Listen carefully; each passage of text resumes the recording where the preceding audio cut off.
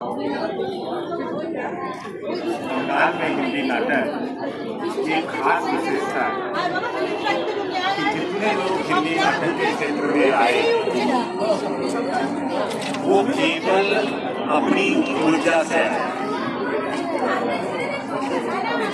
अपनी ऊर्जा का मतलब ये है कि वो कोई विधिवत ट्रेनिंग लेकर और विधिवत योजना से नाटक में नहीं है। केवल एक आदमी हिंदी थिएटर में बंगाल में कलकत्ता में हुआ जो बाकायदा थिएटर पढ़कर हिंदी नाटक से कलकत्ता में आया और वो आदमी लगातार नाटक करता था। उस आदमी का नाम है कृष्ण कुमार, जो अब नहीं है। उन्होंने बाकायदा रविंद्र भारती यूनिवर्सिटी से पढ़ाई लिखाई की थी थिएटर में और वो थिएटर कर रहे हैं। इसके अलावा जितने लोग हैं, चाहे वो श्यामानंद जालान हो, प्रतिभा अग्रवाल हो, उषा गांगुली हो, या आप किसी भी नाम को याद करिए तो उनकी कोई प्रॉपर ट्रेनिंग हिंदी में नहीं है, यहाँ तक कि अजहर आलम। लेकिन मजे की बात है कि इन लोगों ने ट्रेनिंग नहीं दी, लेकिन अपनी ऊर्जा से और अपनी इच्छा से नाटक को इतना अपने को समर्पित किया कि हिंदी में जिसको बांग्ला में कहते हैं दाग काटना, वो सबने एक मार्ग स्थापित कर दिया। चाहे वो प्रतिभा अग्रवाल हो, चाहे श्यामानंद जालान हो, चाहे उषा गांगुली हो, लोगों ने विदाउट एनी ट्रेनिंग हिंदी नाटक को बहुत ऊंचाई पे पहुंचा दिया। यहाँ तक कि राष्ट्रीय स्तर पर अगर हिंदी नाटक की बात हो तो कम से कम बंगाल से 5 लोगों का नाम तो लेना ही पड़ेगा, जिसमें 3 नाम ये है, तो 3 नाम और हो जाएंगे, अजहर आलम इसमें शामिल हो जाएंगे। और जो नई पीढ़ी है उसमें भी आप देखिए तो कल्पना झा है, देखिए कोई प्रॉपर ट्रेनिंग नहीं, लेकिन जब वो स्टेज पे उतरते हैं तो उनका जो भाव है सुनाता है, किसी ट्रेंड एक्टर से कम नहीं। इसी तरह जो इनके साथ काम करते हैं वो सुशील कांत का एक्सप्रेशन इतना महीन है कि मैंने मान किया है कि अगर उनके कान में एक शब्द जाता है तो तुरंत उस शब्द का रिएक्शन पैदा। एक आर्टिस्ट का काम ही रिएक्शन देना है, अगर वो रिएक्शन सुनने हैं तो वो आर्टिस्ट नहीं। और चाहे अभी हमने दोनों का नाटक देखा, एक सुशील कांत का और कल्पना है उसमें जमीला। उस जमीला में दोनों का जो एक्सप्रेशन है विदाउट एनी ट्रेनिंग, केवल काम करके 10-15 साल काम करके जिस एक्सप्रेशन को सीखा है वो बहुत बड़ी बात है। तो जो लोग भी नए नाटक में आते हैं और श्यामानंद जालान ने जो काम किया, अभी जो विनय शर्मा भी जो एक्सप्रेस वो एक फतेहपुरिया है, क्या नाम अनुभा, ये सब लोग खुद सीखे, कोई सिखाने वाला नहीं। दिन रात की अपनी मेहनत और अपनी लगन से सीख करके बंगाल में हिंदी नाटक की एक ऐसी लेगेसी बनी है कि अगर आप हिंदी नाटक में काम करना चाहते हैं तो आपको उसके बाद अगर उससे पहले कहीं बीच में आप खड़े हैं तो कोई आपको नहीं देगा। आपको श्यामानंद जालान के आगे खड़ा होना है, उषा गांगुली के आगे खड़े होना है, आप यहाँ तक कि सुशील कांत से आगे सुशील कांत और कल्पना झा का विदाउट ट्रेनिंग है तो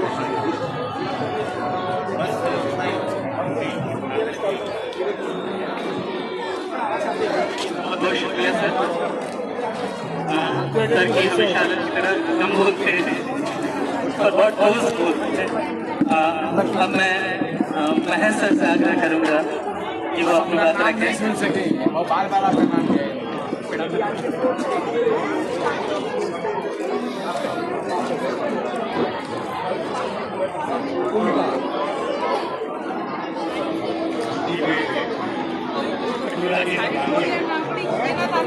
मेला के प्रांगण में ये एक तारीख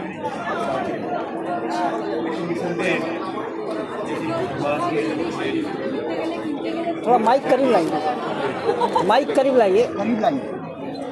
चौधरी चर्चा ने आधार ले ली। मैंने सोचा था कि हमारे अन्य जितने वक्ता है वे नाटकों पर प्रीमियम नाटकों पर रंगमंच के नाटकों पर मैंने तय किया कि इसके नाटकों पर न बोले ताकि उस बात की रखी जाए। सबसे पहले हमारी हो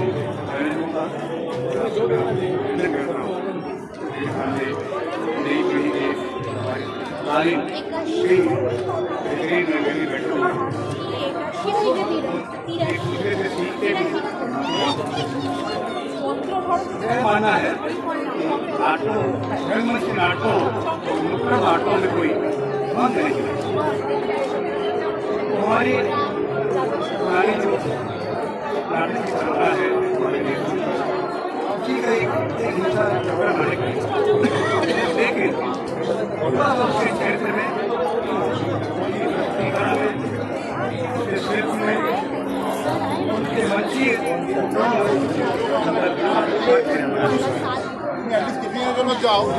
याद है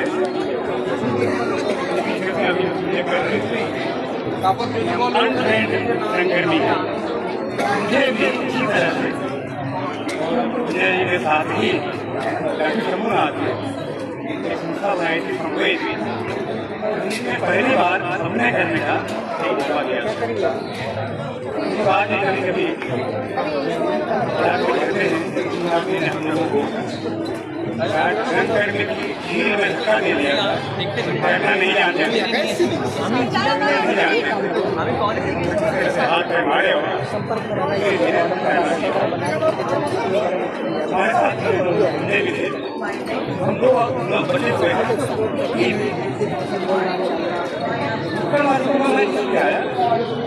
शुरुआत होती है हिंदुस्तानी का नाटक था अवतार। उसके बाद लगातार हम इस बात को महसूस करते रहे रंगमंच की दुनिया बहुत गंभीरी हो रही है और वो हमारे जो आर्थिक संसाधन है उनके लिए बहुत कठिन स्थिति बनी है। साथ ही साथ रंगमंच तक दर्शकों को ले आने में जो हिंदी के खास पर नाटक है वहाँ दर्शकों का अभाव हमेशा रहा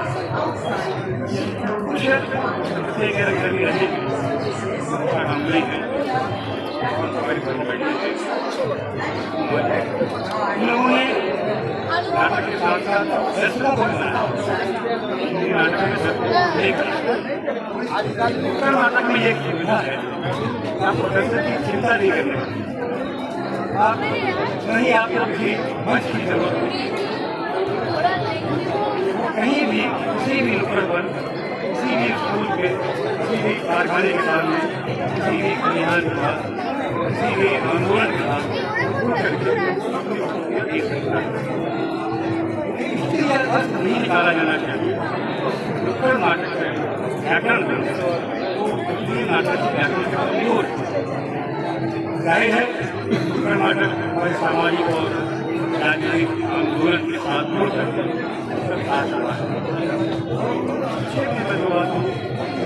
आधुनिक नुक्कड़ नाटक मुझे अपने भारतीय नाट्य परंपरा के लोक नाट्य जोड़ से देखे जोड़ से देखना भी चाहिए। आधुनिक नुक्कड़ नाटक रूस में 1917 की क्रांति के साथ वहाँ उसके आंदोलन के साथ साथ जुड़ गए।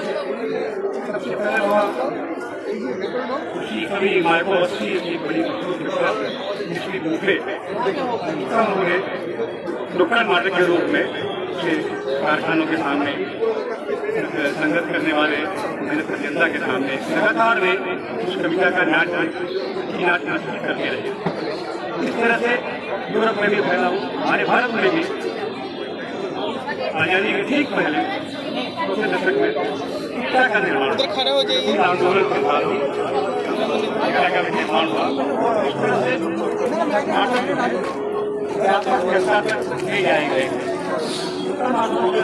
हिंदी क्षेत्र में जो नाटक नहीं जा पाता है रंगमंच के माध्यम से नाटक उसे बहुत सहज है।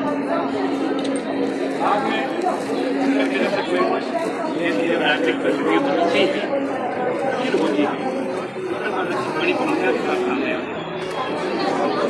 उसके बाद ही देखा है जगन्नाथ इसी कारण से थोड़ा देर से राजनीति भी होता है उस पर हमले भी होते हैं। सरकार हादसे की हत्या बहुत बड़ा उदाहरण है कि नुक्कड़ नाटक करने के जो खतरे थे वो आप बहुत ही सुविधा से आप समझ सकते हैं। थाने ही होंगे अवेयर के खतरे मुर्दे होंगे नाटक की मौत के बाद नए सिरे से नुक्कड़ नाटक अभी मेरी जानकारी है नुक्कड़ नाटक मौत के बाद पूरे देश एक आंदोलन के रूप में सामने आया। तकरीबन 30 से 35,000 नुक्कड़ कल छोटे छोटे गाँवों में शहरों में निर्मित हुए। आदमी से वो कमजोर पड़े क्योंकि उसके साथ राजनीतिक आंदोलन की जरूरत है। वो राजनीतिक आंदोलन कमजोर पड़ता है। नुक्कड़ नाटक की कमजोर आज क्या फिर से स्थितियाँ सामाजिक स्थितियाँ बड़ी कठिन होती जा रही है। मानवता और उनसे बढ़ पड़ा नाटकों का यहाँ धर्म नए सिरे से मांग आता है। सभी के जो भी घर में रहे थे यहाँ पे दूसरा सामने ने भी नुक्कड़ नाटक की हमारे बैठे हुए नाम नाटक किया और एक साथी करते रहे करता रहा मैं इतना से जुड़ करके मैंने 30 साल में 1.5 घंटे नाटक लिखा 1300 से ज़्यादा उम्मीद है नए देश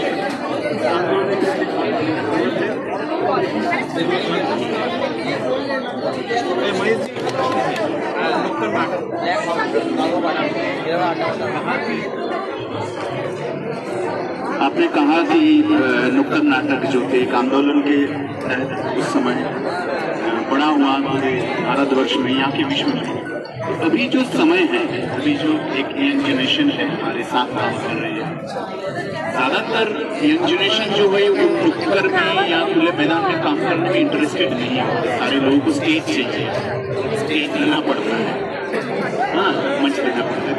क्या नुक्कड़ का जो ये जो ग्राफ धीरे धीरे नीचे की तरफ जाने का ये क्या ये सामाजिक जो अभी जो परिस्थितियां हैं जो क्राइसिस जो नहीं है अभी हमारे पास अलग किस्म की क्राइसिस शायद नुक्कड़ के साथ संबंध नहीं बना तो क्या लगता है आपको कि ये सामाजिक अवस्था के कारण नुक्कड़ में हालांकि यहाँ पे हम लोग खुद ही जो रंगकर्मी है नुक्कड़ पे ज्यादा इंटरेस्टेड है ये होगा नुक्कड़ करके। ये स्थिति सिर्फ कलकत्ता में है कलकत्ता के बाहरी स्थिति में है।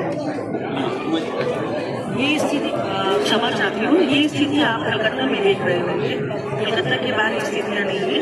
आप बिहार जाए या मध्य प्रदेश जाए या उत्तर प्रदेश जाए खुद दिल्ली जाए दिल्ली में जगह जगह मैदानों में रिहर्सल है नुक्कड़ नाटक है जमकर नुक्कड़ नाटक। श्री राम सेंटर के बाहर जो ग्राउंड है ना वहाँ पर भी मैंने देखा। ये कलकत्ता की स्थितियाँ दूसरी मुझे नहीं पता कि इससे पहले क्या क्या बातें कही गई।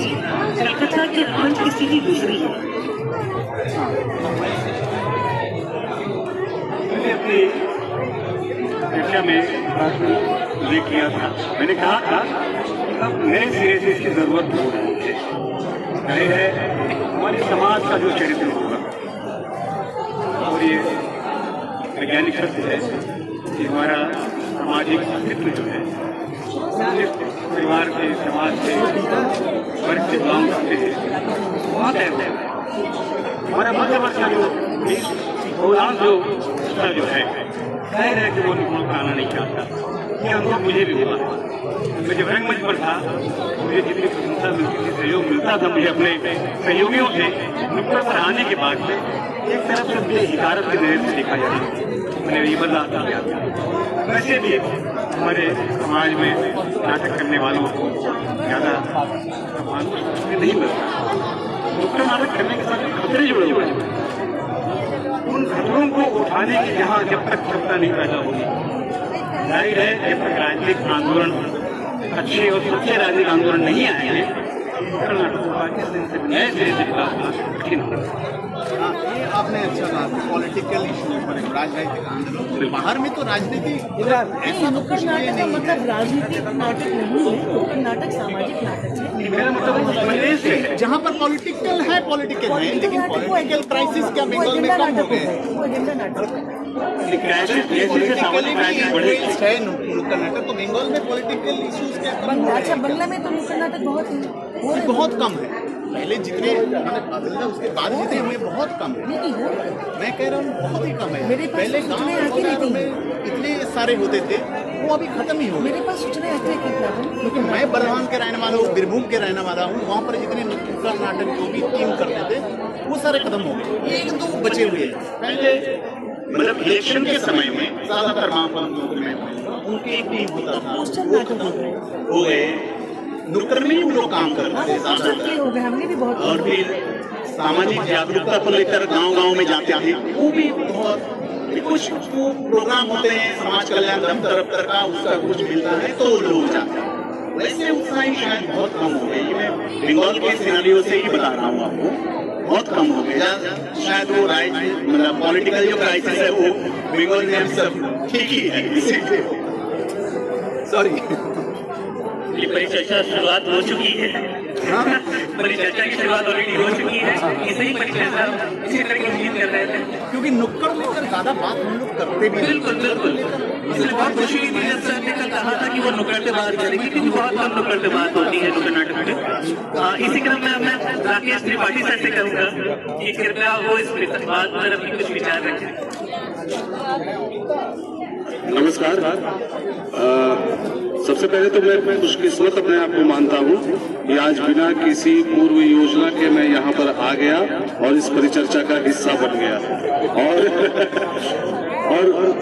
ये कहीं ना कहीं मेरी जिंदगी की जो यात्रा है उसमें भी ये प्रतिबिंबित होता है कि मैं बिना किसी योजना के थिएटर के साथ जुड़ा था और फिर उसका हिस्सा बन गया। मेरी भी कोई ट्रेनिंग नहीं थी, किसी की भी ट्रेनिंग नहीं होती है, सबको ये सौभाग्य नहीं मिलता है, क्योंकि जो ट्रेनिंग के प्रशिक्षण के संस्थान हैं, चाहे वो NSD हो, चाहे रविंद्र भारती हो, वहाँ विश्व भारती हो, कोई भी संस्थान हो, वहाँ बहुत कम सीटें होती हैं, वहाँ बहुत कम चुने हुए लोग ही जा पाते हैं। लेकिन जो इच्छुक है, जो करना चाहते हैं नाटक, उनकी संख्या ज्यादा में है, तो उनको उस प्रशिक्षण केंद्र से बाहर ही प्रशिक्षण लेना पड़ेगा, ये मेरा ऐसा मानना है। जैसा कि मुझे मिला काम करते करते, जिन लोगों का भी हमने नाम लिया, जो लगातार जिन्होंने काम किया और आज भी काम किए जा रहे हैं, और जिन लोगों को कभी प्रशिक्षण नहीं मिला उनको अपने जीवन से प्रशिक्षण मिला, उनको अपने गुरुओं से प्रशिक्षण मिला, उनको अपने सहकर्मियों से, अपने जूनियर्स से भी वो आज भी प्रशिक्षित ही हो रहे हैं, मेरा ऐसा मानना है। तो पहली बात कि प्रशिक्षण कितना जरूरी है और कितना नहीं जरूरी है वो हमेशा उपलब्ध नहीं रहेगा। अब जहां तक कि हम विधाओं की बात कर रहे हैं, जो अभी परिचर्चा का केंद्र बन गया, नुक्कड़ नाटक हो या कि स्टेज का नाटक हो, तो हमारे किसी भी सोसाइटी में स्टेज का नाटक तो प्राथमिक नहीं था, स्टेज तो बाद में बना। पहले इंसान को कुछ कहना है, इसकी आकांक्षा होनी चाहिए। मुझे लगता है मैं बहुत छोटे से केंद्र में ही, क्योंकि पीछे के कुछ सालों में मैं बहुत ज्यादा घूम नहीं पाया हूँ नाटकों को लेकर। जैसे उमा जी आज भी घूमती है, महेश जी काम कर रहे हैं, पदातिक काम कर रहे हैं, ये लोग घूम रहे हैं, तो दूसरे शहरों में क्या काम हो रहा है, कितना काम हो रहा है, इसकी जानकारी उनके पास होगी। मैंने जितना काम किया और पिछले सालों में कोलकाता में जो देख रहा हूँ, कोई भी विधा हो, तकनीकें बदलती रहती है, लेकिन विधाएं खत्म नहीं होती, ये मेरा ऐसा मानना है। वो कुछ समय के लिए दब जाएंगी, कुछ समय के लिए उभर कर सामने आएंगी, लेकिन चाहे वो नुक्कड़ नाटक हो, चाहे वो दरबारी नाटक हो, दरबारों में होने वाला हो, सरकारी प्रायोजकों की तरफ से हो, सरकारी अनुदान से मिलने वाला नाटक हो, सरकारी दबाव में होने वाला नाटक हो, ये सारे नाटक आज भी हो रहे हैं और मुझे खुशी है कि ये जो सरकारी अनुदान से या सरकारी दबाव में होने वाले नाटकों की चर्चा इतनी नहीं होती है, ये अच्छी बात है। वो बस जो करवाते हैं, जो करते हैं, उन्हीं तक सीमित है और उन्हीं तक सीमित रहे, तो ये अच्छी बात है। अब कमी क्यों आ रही है, हमारी चिंता शायद इस बात को लेकर है। चुनिंदा लोग ही हमेशा कला के क्षेत्रों में आए हैं, बाकी लोग आजीविका की तरफ पहले जाते हैं। हम स्कूल में पढ़ते हैं, 15 साल, 20 साल, 19 साल हम स्कूल में पढ़ते हैं। स्कूल में पढ़ने के बाद हमको लगता है कि स्कूल की जो पढ़ाई है वो बेकार है और हम सैलरीड एम्प्लॉय बनना चाहते हैं। हमारा उद्देश्य बस इतना ही होता है कि हम किसी न किसी तरह से पढ़ाई लिखाई करके आजीविका तलाश कर लें। उसमें पढ़ाई का भी अपना योगदान होता है, बहुत कम होता है। उस पढ़ाई को करके आप ना समाज से जुड़ पाते हैं तरीके से, ना कोई तकनीकी आपको 12 तक और ग्रेजुएशन तक की पढ़ाई में मैं बात कर रहा हूँ। तो लेकिन आजीविका, इसकी चिंता हर बच्चे और उसके गार्जियन के मन में होती है कि ये आगे चलकर करेगा। नाटकों में या क्योंकि नाटक में बहुत सारी कलाओं का संगम हम सभी जानते हैं, बहुत सारी विधाएं हैं इसमें, लेकिन नाटकों को हमने सिर्फ अभिनय और निर्देशन इन्हीं 2 विधाओं तक सीमित रखा है। इन्हीं 2 को हम लेकर आगे बढ़ते हैं, ये दुर्भाग्यजनक है। मैंने कम लोगों को ऐसा देखा है जिन्होंने 10 साल थिएटर करने के बाद सोचा हो कि मैं प्रकाश संयोजन को अपना करियर बनाऊंगा। उसमें करियर बनाने की गुंजाइश ज्यादा है।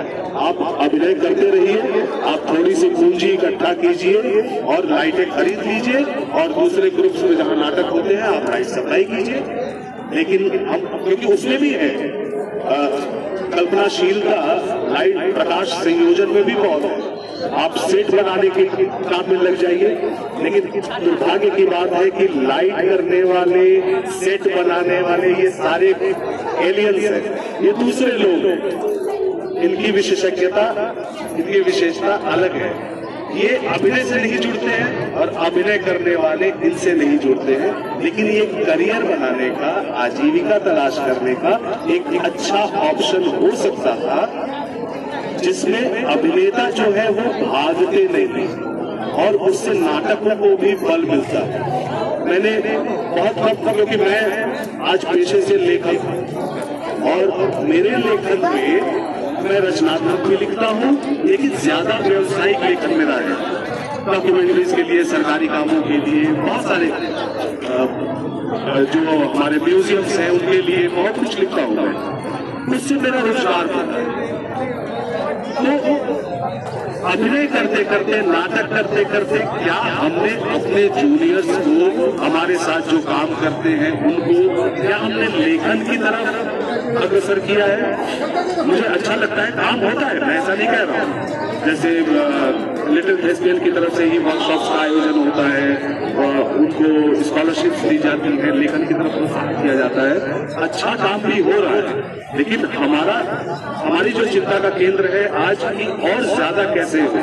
तो मेरा अपना मानना है कि थिएटर करने के साथ साथ अभिनेता तो फिर सीरियल में चले जाएंगे आजीविका के लिए, अभिनेता फिल्मों में चले जाएंगे और जैसे ही वो फिल्मों में और सीरियल में जाएंगे वो नाटक पीछे छूट जाएगा।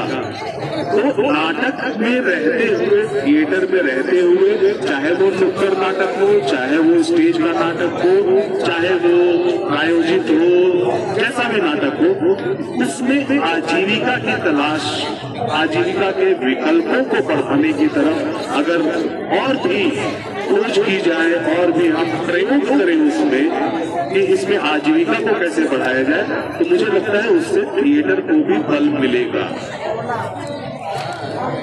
बहुत बहुत शुक्रिया सर। जब बात करते थे बहुत सी चीजें, मैं आगे प्रश्न करूंगा तो चीज में ये तमाम से बहुत सारी बातें होती हैं जो मैंने प्रश्न के लिए लिख के रखा हुआ था, वो अभी से शुरू हो गई।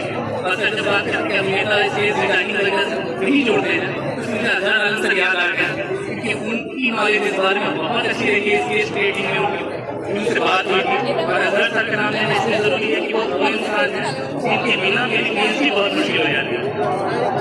उर्दू नाटकों के बारे में उन्होंने जो मुझे रास्ता दिखाया, मेरी पीएचडी बहुत आसान हुई उनकी वजह से। मेरी पीएचडी होने में बहुत ज़्यादा क्रेडिट लगा है। बहरहाल इसी क्रम में मैं बाबर पास सर से कहूँगा कि वो अपने विचार रखें। ये एक मतलब बढ़िया राकेश दा ने कहा कि हमें जीविका की तरफ मतलब सोर्स ऑफ इनकम को कैसे एक जगह दिया जाए जो थिएटर कर्मी है उनके लिए।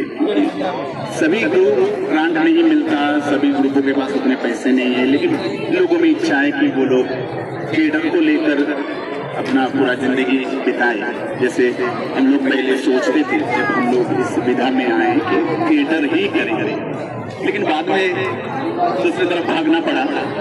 ये सही बात आपने कहा, ये क्राइसिस है हमारे लिए और हम इस क्राइसिस से लड़ रहे हैं, जुड़ रहे हैं। तो बंगाल के जो रंगमंच की जो हालत है, मैं बांग्ला में भी काम करता हूँ, हिंदी में भी काम करता हूँ, दोनों तरफ मैं रहता हूँ। बांग्ला के जो बंगाली जो कल्चर है, बंगाली जो थिएटर है अभी इस समय में, उसमें एक जगह तैयार हुआ है। फ्रीलांसिंग लोग करते हैं, ज्यादातर थिएटर कर्मियों को कुछ ना कुछ पेमेंट्स वगैरह दिया जाता है बाकी ग्रुप में। एक अच्छी बात है क्योंकि विदाउट मनी आप कैसे काम कर सकते हैं। हिंदी थिएटर में हम लोग कुछ ग्रुप हैं जो लोग करते हैं, लेकिन बाकी जितने दो चार हमारे तरफ हैं हम लोग कर नहीं पाते। ये भी एक क्राइसिस पीरियड है क्योंकि इसीलिए हम लोग नए नए लोगों को ला नहीं पा रहे हैं, नए लड़के जो हैं, क्योंकि आज के जमाने में एक लड़का या लड़की कोई भी बाहर निकलता है तो 100-200 रुपया उनका खर्चा है। एक जाहिर सी बात है, बस का किराया हो, मोबाइल का किराया हो, रिहर्सल में आना, खाना, सारी चीजों में पैसा, तो पैसा जरूरी है हम सबके लिए। ये एक क्राइसिस है, लेकिन थिएटर उतना दे नहीं पाता क्योंकि थिएटर जो जहाँ पर होता है ना, मतलब आप कहीं कोई ऑडिटोरियम में, उसका एक किराया है। लाइट वाले लोग प्रोफेशनली पैसा लेते हैं, मेकअप वाले लोग प्रोफेशनल पैसा लेते हैं, या सेट वाले लोग प्रोफेशनल लेते हैं। हम लोग जब आर्टिस्ट की बात करते हैं तो वहीं पे हम लोगों का सारा बजट रुक जाता है कि उसके लिए पैसा नहीं है, के लिए। तो ये क्राइसिस है, इससे हम लोग जुड़ रहे हैं बहुत दिनों से। इससे कैसे आगे निकले, प्रोफेशनल थिएटर हो, कुछ जगहों पर कॉर्पोरेट थिएटर हो चुका है, लेकिन उसमें भी बहुत प्रतिबंधकताएं हैं, बहुत सारे ये हैं। तो हमें इसमें ही लड़ाई आगे बढ़ाना है। लेकिन मैं जिस चीज को लेकर बात करना चाहता हूँ कि हिंदी रंगमंच बंगाल में, ज्यादातर कोलकाता में, वो मैं जब शुरू किया था 99 उस समय जो स्पेन में था, उसके बाद 10-15 साल धीरे धीरे हम लोग बहुत छोटे परिसर में स्कूल गए, मतलब मैं अपना छोटी जगह पे आ गए।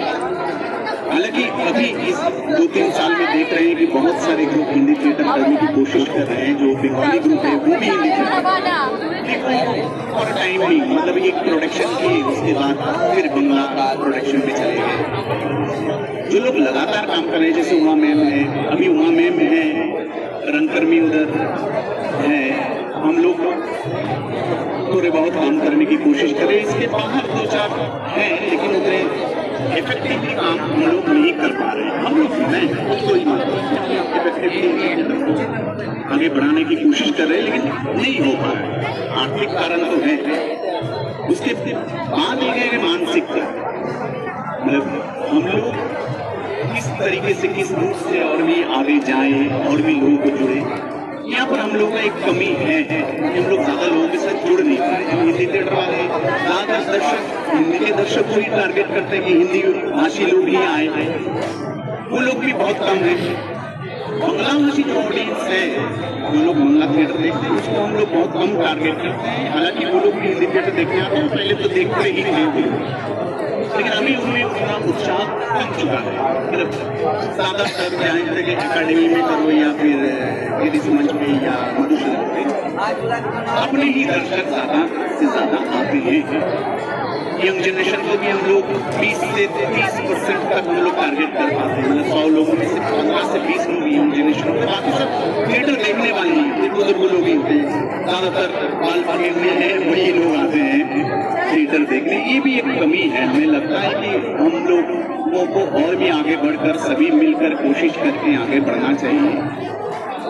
जो इंस्टीट्यूशनल थिएटर जो मृत्युंजय सर ने शुरू किया, बहुत अच्छी बात कही कि एक इंस्टीट्यूशनल थिएटर होनी चाहिए। मतलब यहाँ पर वैसे इंस्टीट्यूशनल काम ज़्यादा बहुत कम ही होता है। किसी ग्रुप के साथ जुड़कर लोग आगे बढ़ते रहते हैं, सीखते हैं। लेकिन एक इंस्टीट्यूशनल जो पैटर्न है, जो बंगला थिएटर में सभी है, जैसे कि देवाशीष रॉय एक बहुत अच्छे डायरेक्टर है जो काम कर रहा है, इंस्टीट्यूशनल थिएटर को प्रमोट कर रहा है। मॉडर्न एक्टिंग कोर्सेज शुरू किए, सभी जगहों पर जाकर वो प्रोफेशनली इंस्टीट्यूशनल थिएटर बढ़ा रहा है। बंगाली थिएटर में बहुत सारे कुछ पहले बहुरूपी थे, इंस्टीट्यूशनल थिएटर था, बहुरूपी बंद होने के बाद वो इंस्टीट्यूशन है बंगाली थिएटर में खत्म होने हो गया था। नांदीकार है जो इंस्टीट्यूशनल थिएटर है, लेकिन हिंदी में ज्यादातर हम लोग उतना कर नहीं पाए। मुझे जहाँ तक मैं भी नहीं कर पाया, या फिर जो लोग कोशिश कर रहे हैं इफेक्टिवली हम लोग बहुत दूर तक नहीं पहुंच पाए। ये भी एक कमी है, क्योंकि वो आप जो कह रहे हैं ना कि प्रोफेशन में जाने चाहिए, उसका जो टेक्निक, उसका जो एक सीखना, वो कोर्स अगर लाइटमैन भी बने तो उसको सीख कर ही बनना चाहिए। वो जगह शायद हमारे थिएटर में, बंगाल में जो थिएटर करते हैं देखते देखते सीख जाते हैं, लेकिन एक हद तक ही वो, या फिर मेकअप के लिए या फिर सेट के लिए प्रॉपर्ली जो सेट डिजाइन करना, जो जैसे मनोदत्त सर थे, फिर बहुत सारे खालिद जो थे, खालिद सर जो थे, तो ऐसे लोग कम गए हैं। अभी डायरेक्टर या दल ही तैयार कर लेते हैं कि ऐसे ऐसे सेट होगा, तो कोई कारपेंटर बना, प्रोसेस है वो दलों में नहीं है। इसलिए शायद वहाँ से टेक्निकल पार्ट में आने के लिए जो इंस्टीट्यूशनल बैकग्राउंड चाहिए या फिर जो सीखने का जो सपोर्ट चाहिए नहीं मिलता। ग्रुप थिएटर में वो मिलना मुश्किल है हमारे लिए, क्योंकि हम साल में एक शो करते हैं, उसमें 2-3 महीना रिहर्सल, और उसी में एक लाइट डिजाइन करके सीख कर फिर जाए, ये मुश्किल है हमारी। तो इंस्टीट्यूशनल थिएटर जो है उसका कम जाना भी एक बहुत इफेक्टिव है यहाँ आगे बढ़े। तो ऐसे बहुत सारे मतलब स्ट्रगल है, बहुत सारी बाधाएं हैं, फिर भी मुझे लगता है कि हम लोग जो रंगमंच में काम कर रहे हैं, बंगाल में हो या बाहर में हो, ज्यादातर बंगाल कोलकाता में हिंदी थिएटर को लेकर जो लोग काम कर रहे हैं, तो बहुत ही अच्छा काम कर रहे हैं, क्योंकि अभी तक अड़े हुए हैं, अभी तक अपना एक स्पेस बनाने की कोशिश में है, स्पेस बना भी है। तो ये मुझे उम्मीद दिखाई देती है कि चलो कुछ लोग हैं जो लड़े जा रहे हैं, आज छोड़े नहीं, ये बहुत बड़ी बात है मुझे लगता है। ये मेरे एक्सपीरियंस के हिसाब से। शुक्रिया सर, आपने तकनीकी पॉइंट ऑफ व्यू से अपनी बात रखी, जो बहुत जरूरी थी। तब मैं उमा मैम से अनुरोध करूंगा कि मैम आप अपनी विचार रखें। शुक्रिया इब्राहिम। मैं तुझे मैं तो नहीं सुन पाई, बाकी सबको तो सुन गया। मैं 1984 से थिएटर में आई, क्लास 10 पास करने के बाद। जाहिर सी बात है, स्पेशल लेकर आई हूँ तो स्कूल लेवल का रहा होगा। और पहली बार श्री गोपाल कलवानी जी के निर्देशन में नाटक किया था मैंने, और 89 में किया था महेश जी के डायरेक्शन में।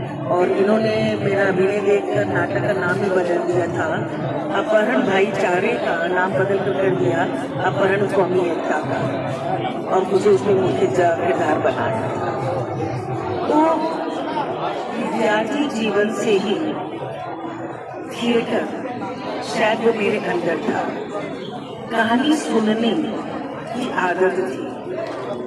माँ खाना खाती वक्त भी, रात को सुलाते वक्त कहानी सुनाया करती, और उन कहानियों को ना आईने के सामने खड़े होकर मैं एक्ट किया करती थी खुद में। तो वहाँ पे डायरेक्टर भी मैं, एक्टर भी मैं, और ऑडियंस भी। तो वो कहानी सुनना मेरे अंदर माँ के एक अलग चरित्र का निर्माण करना चला गया। करते करते 1990 में जब मैंने यूनिवर्सिटी में एडमिशन लिया, हिंदी डिपार्टमेंट मैंने हिंदी से एमए किया, तो उसी वर्ष अजहर भी यूनिवर्सिटी में एडमिशन लिए थे उर्दू डिपार्टमेंट। और 1990 में अजहर से मुलाकात, मैं कह सकती हूँ कि कलकत्ता के हिंदी थिएटर में एक और अध्याय जोड़ना था कि मैं और अजहर मिले और हमने साथ में थिएटर करना शुरू किया। हमने बंगला थिएटर को बहुत देखा और अगर कहूँ कि हमने वहीं से सीखा तो ये कोई अतिशयोक्ति नहीं होगी। बंगला थिएटर से डेडिकेशन, समर्पण और समय की महत्ता, ये सारी चीजें।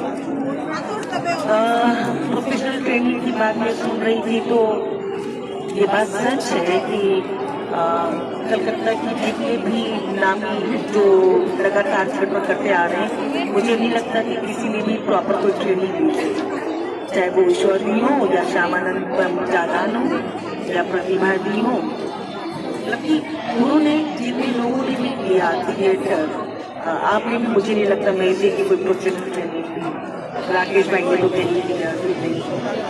हमने थिएटर अपनी जुनून से किया और सिर्फ जुनून से आप कुछ नहीं कर सकते, उसका व्याकरण जानना जरूरी होता है और व्याकरण जानने के लिए थिएटर देखना जरूरी होता है।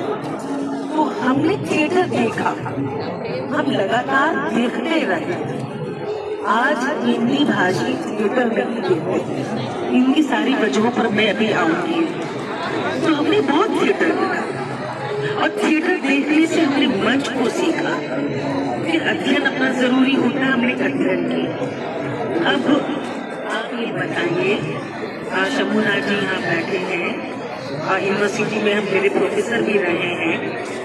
मैं अब तमाम कॉलेजों में जाती हूँ, मुझे बुलाया जाता है वर्कशॉप वगैरह के लिए। इतने दुख का विषय है कि किसी भी कॉलेज में या यूनिवर्सिटी में थिएटर पढ़ाया ही नहीं जाता। थिएटर विषय नहीं है। शंकर प्रसाद के नाटक अगर विषय में है कि आपको पढ़ना है तो नाटकों में क्या पढ़ाया जाता है कि आप चरित्र चित्रण करें, काल, समय, भाषा के बारे में लिखें। रंगमंचीय दृष्टि से नाटक पढ़ाया नहीं जाता इन विभागों में, चाहे कोई कॉलेज हो या यूनिवर्सिटी हो। और हमारे किसी भी प्रोफेसर ने भी आज तक ये कोशिश नहीं की कि रंगमंच दृष्टि से नाटक को उनके यहाँ पढ़ाया जाए।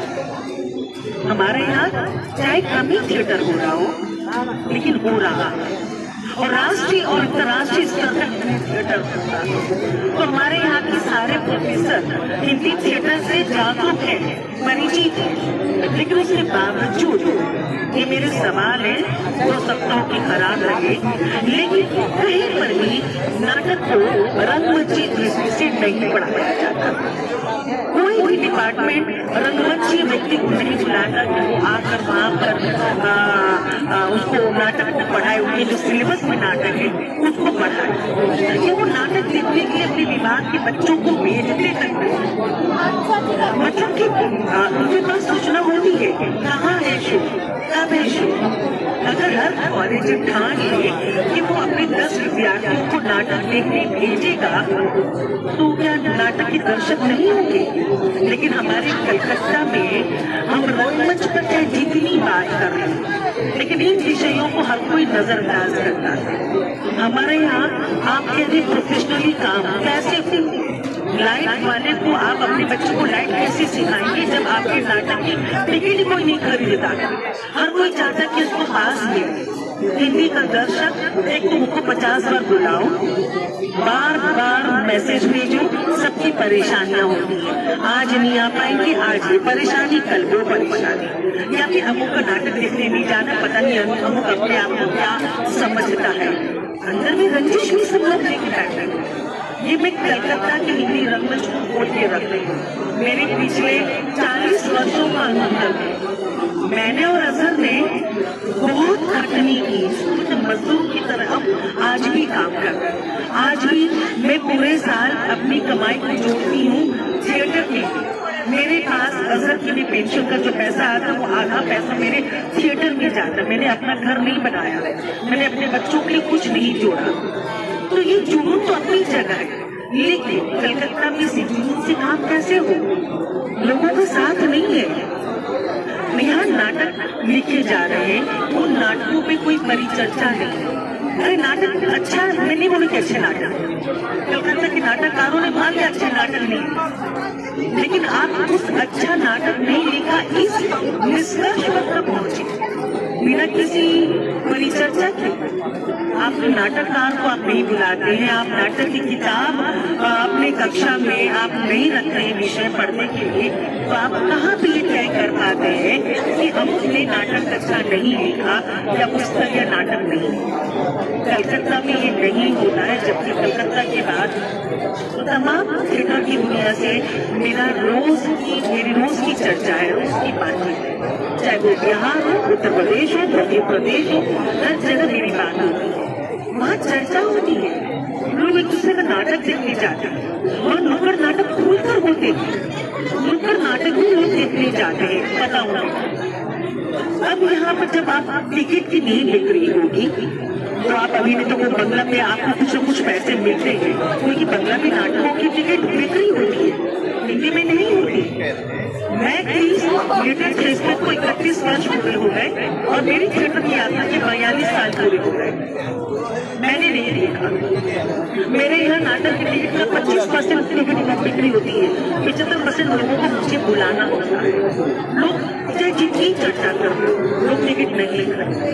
अब आपने जितना बताया हॉल का किराया है, लाइट वाले को देते हैं, सेट वाले को देते हैं, कॉस्ट्यूम एक्टर को हम नहीं देते, क्योंकि वहीं पे हमारा बजट हमें एडजस्ट करना पड़ता है। लेकिन सिर्फ ग्रांट से ही नाटक नहीं होता है, मैं ये भी कहना चाहूँगी।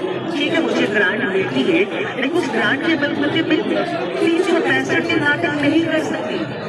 वो ग्रांट तो मुझे आर्टिस्टों को देना होता है, जो उनके नाम का पैसा आया वो उनके पास गया। अब 365 दिन में काम कैसे करें? कलकत्ता के एक भी कोई भी संस्था ऐसी नहीं है या एक ही दर्शक जिसको बोला दाता नहीं है जो थिएटर को दान देता। हमारे यहाँ आंख के लिए शिविर लगते हैं, फ्री में भोजन बांटे जाते हैं, कंबल बांटे जाते हैं, पुस्तकें बांटी जाती हैं, बहुत सेवाएं होती हैं। लेकिन थिएटर के लिए किसी के पास अगर आप किसी से मांगने चले जाओ कि हमें कुछ आप डोनेशन दे दीजिए, तो थिएटर की डोनेशन नाटक हमारे यहाँ आज तक। अच्छा, अब लोगों ने छोटा अपना वो ब्लैक बॉक्स बना लिया, वो अब मजबूर हो गए हैं। 30-40 लोगों के नाटक करते बोलते हमारा हाउसफुल नाटक है। 30-40 लोगों के लिए नाटक करने के लिए मजबूर हो रहे हैं, क्यों? 400 का ऑडियंस नहीं कर पा रहे, तभी तो 40 के पास हम जा रहे हैं। मैं तुझे भाई दुख मत हुई, आप दाएं बाएं मत देखिए, आपसे पूछे देखिए, नहीं आपसे पूछे देखिए, मैं महत्वपूर्ण सवाल उठा रही हूँ। अब मेरे यहाँ मैं आपको क्या क्या करता है ये जानना जरूरी है, बताते रहेंगे, लेकिन आज चूंकि मौका मिला तो मैं डायरेक्ट बताऊँ। इस साल की 24 मार्च से 29 मार्च हमारा राष्ट्रीय नाट्य उत्सव है, 15वां 2010 में शुरू किया था हमने। हम देश भर से नाटकों की टीम को बुलाते हैं। पिछली बार भी जो मैंने फेस्टिवल किया था, मैं आपकी जानकारी के लिए बताऊं, उन सबकी पेमेंट मैंने अपनी जेब से की, मेरे पास ग्रांट का पैसा नहीं आया। और इस साल में मैं करने जा रही 24 मार्च से 29 मार्च। उसके अलावा मैं हर साल स्कॉलरशिप दे रही हूँ। अजहर आलम मेमोरियल फेलोशिप, अजहर के जाने के बाद से हमने ये शुरू किया है, हिंदी और बांग्ला के विद्यार्थियों को रंगमंच के प्रति प्रेरित करने के लिए कि वो रंगमंच के विषय पे अपना काम करें। 3000 रुपए महीने में उनको स्कॉलरशिप दे रही हूँ। उसके बावजूद नहीं है, शोधार्थी नहीं है, हमें बाहर का मिल जाता है, कलकत्ता के बाहर का। अभी भी जो चल रहा मेरा ये फेलोशिप को कलकत्ता के बाहर का एक शोधार्थी मुझसे ले रहा है। कलकत्ता में कोई शोधार्थी नहीं है, न हिंदी से और न ही उर्दू से, जिसको मैं 3000 रुपये महीने दूँ नहीं है।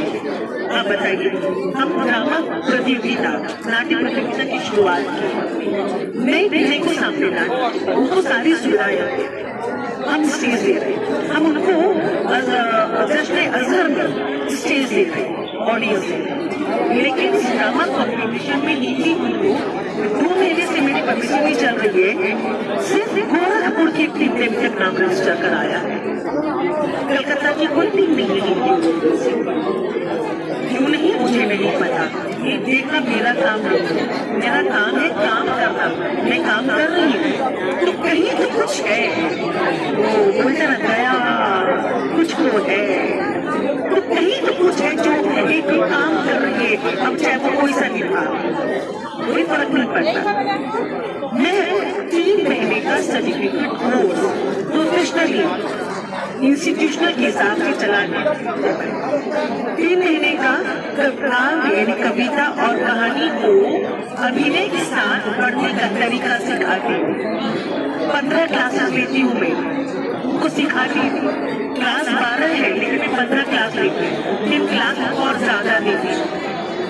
बहुत मिनिमम से फीस रखनी है, वो भी इसलिए क्योंकि मुफ्त की रोटी भी ना लोग फेंक देते थे, तो एक मिनिमम से फीस रखकर कि वो इस बहाने अपने पैसे की अहमियत समझ के अच्छे से सीखेंगे। मेरी ये क्लास 3 महीने का कोर्स चल रहा है। इसके अलावा वर्कशॉप करवाने जो मैं फ्री ऑफ कॉस्ट करवाती हूँ, जहाँ पे अभिनय के साथ साथ मेकअप का वर्कशॉप है, लाइट की वर्कशॉप है, कॉस्ट्यूम कलर्स रंगों को लेकर वर्कशॉप है। और वो कलाकार मेरे यहाँ के नहीं होते, कोई भी आता है वर्कशॉप, मेरे यहाँ वर्कशॉप करके चला जाता है कहीं और। हमारे यहाँ कलकत्ता में इंडिया में जो लोग अपनी संस्थाओं से जुड़े हुए थे वो जानते हैं कि वर्कशॉप करने का मतलब आपको उसी संस्था से जुड़े रहना पड़ता, तब आप उसका वर्कशॉप ज्वाइन कर सकते हैं। क्योंकि इसकी उदाहरण मैं हूँ।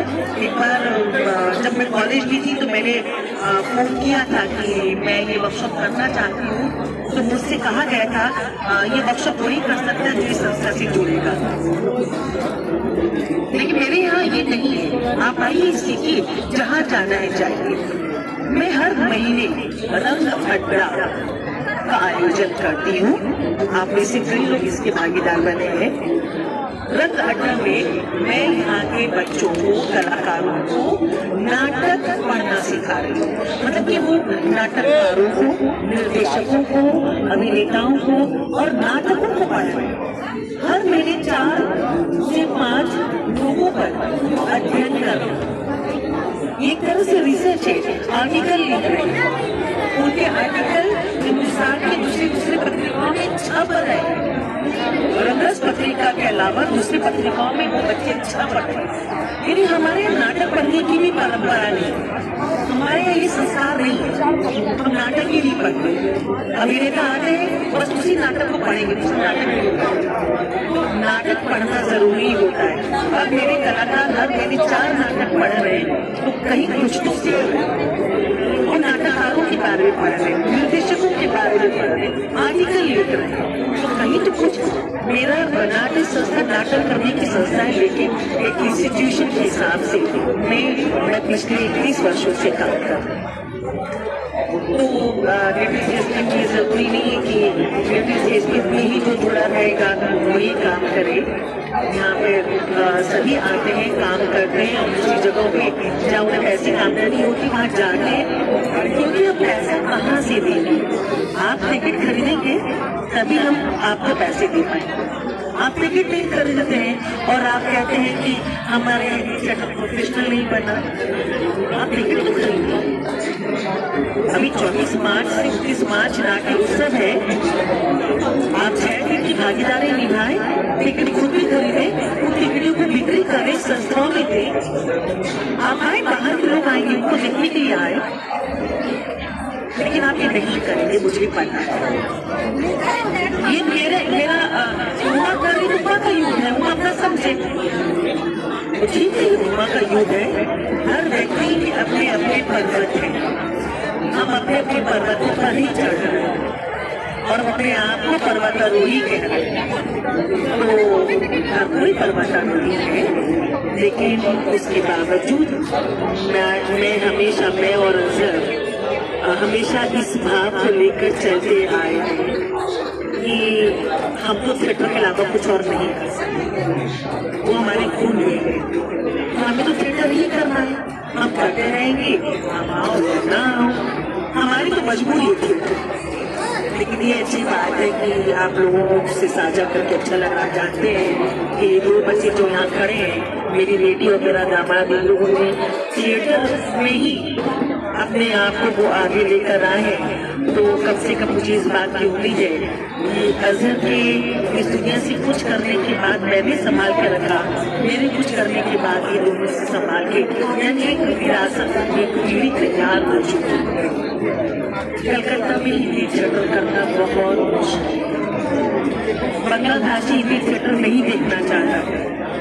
उषा जी के पास ऑडियंस होने का कारण एक पूरा दूसरा था, राजनीतिक कारण, सीधे सीधे राजनीतिक कारण था। उनके पास बंगला भाषी के दर्शक थे। कलकत्ता में अगर हिंदी के दर्शक होते तो श्याम भैया को पेंटिंग उन्हें बनानी पड़ती, वो छोटी सी जगह में नहीं करती। श्याम भैया के नाटक एकेडमी में खाली जाते थे, 15-20 ऑडियंस होती थी, गान मंच में भी वो 40-50 ऑडियंस होती थी। कलकत्ता में हिंदी दर्शक हमेशा से उनकी स्थिति यही रही है, और कारण है हमारे यहाँ का विद्यालय, महाविद्यालय और विश्वविद्यालय। ये पहले कारण है कि यहाँ पर न नाटक को रंगमंच दृष्टि से पढ़ाया जाता है, और नहीं ये लोग अपने विद्यार्थियों को नाटक देखने भेजते हैं, क्योंकि पीढ़ी, आने वाली पीढ़ी ही दर्शक होगी और रंगकर्मी होगा। तो अगर अभी संभव, अभी तो ये बच्चा और संजय लगातार, और इनके पास एक विशाल वाहिनी है शबू सर के पास। प्लीज सर, आपने सैकड़ों को तैयार किया, सैकड़ों विद्यार्थियों को आपने तैयार किया है। आपका तो एक इतिहास अलग है, और उस इतिहास को कोई भी नहीं बता सकता। जब तक कि कलकत्ता शहर है तब तक आपका इतिहास है, उस इतिहास को कोई नहीं बता सकता। तो आपके पास एक बड़ी वाहिनी है, आप लोग अभी चाहे तो अभी संभव है हिंदी नाटक को दर्शक भी मिलेगा, और टिकट की बिक्री होगी, और नाटक बहुत ज्यादा खेला जाएगा। शुक्रिया। बहुत शुक्रिया मैम की एक बात इसमें बहुत सही है कि कॉलेजों में या विश्वविद्यालयों में नाटक उसी तरह पढ़ाया जाता है जिस तरह से कहानी और उपन्यास है, उसमें रंगमंचीय दृष्टि का बिल्कुल अभाव होता है। तो मैं जो कुछ प्रश्न लेकर आया था उन सब पे बात उठ चुकी है, तो उसी को मैं आगे बढ़ाना चाहूँगा। और सर अंत की बात कर रहे थे तो मेरा पहला प्रश्न सर से रहेगा कि जैसा कि मैम ने भी कह रही थी कि हम लोग बंगाल में नाटक की बहुत अच्छी परंपरा रही है, उसके बावजूद हिंदी नाटकों के लिए दर्शक बहुत कम है जो टिकट खरीद के देखने वाले दर्शक। ऐसे में बिना अर्थ के नाटक चलाना कैसे संभव है? इसके अलावा जब हमें फंडिंग से मिलती है, वो चाहे सरकारी हो या गैर सरकारी हो, तो सरकारी या गैर सरकारी फंडिंग को लेकर नाटक करना किस हद तक संभव है? क्योंकि फिर आपके सामने दायरे आ जाते हैं कि आप अभी विषयों पे कर सकते हैं और किस हद तक उसके बाद कर सकते हैं। तो इस विषय पे कृपया कुछ अभी राय दें।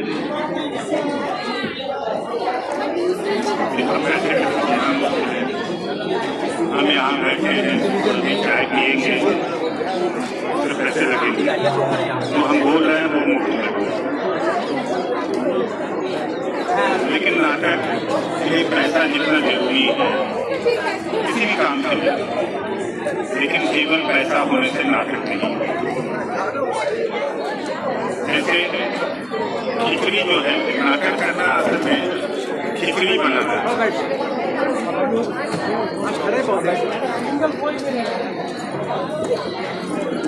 नाटक करना चाहे किसी भी भाषा में कर रहे हो, वो खिचड़ी बनाने चाहिए। आपके किचन में खिचड़ी बन रही हो, चाहे भोग की खिचड़ी बन रही हो, चाहे डलहौसी में फुटपाथ पे बिकने के लिए खिचड़ी बन रही हो, चाहे 5 स्टार में बन रही हो, उसमें बहुत सारे इंग्रेडिएंट्स चाहिए होते, और नाटक में भी उतने ही इंग्रेडिएंट्स चाहिए होते। लेकिन एक इंग्रेडिएंट्स ऐसा है जिसको अगर आप हटा दें तो खिचड़ी नहीं हो सकते हैं। वो क्या इंग्रेडिएंट्स है? कोई पता है? वो एकमात्र इंग्रेडिएंट्स है फायर। फायर अगर हट गए तो इंग्रेडिएंट खिचड़ी नहीं बनेगी। नाटक भी फायर है।